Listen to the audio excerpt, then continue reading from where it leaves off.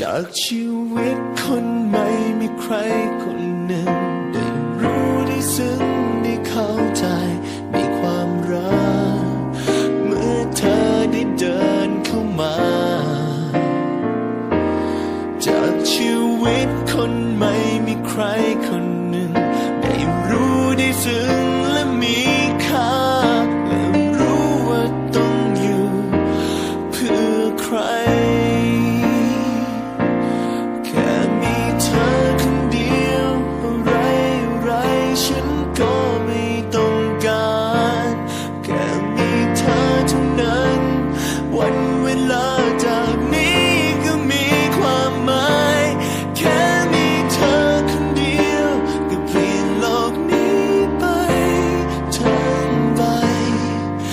และเปลี่ยนหัวใจฉันไป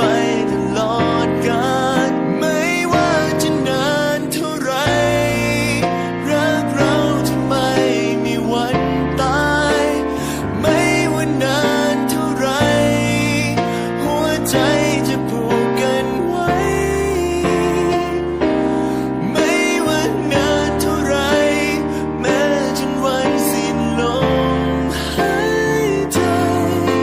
จะรักเธอคนเดียวได้ยินไหมรักเธอไปตลอดกาล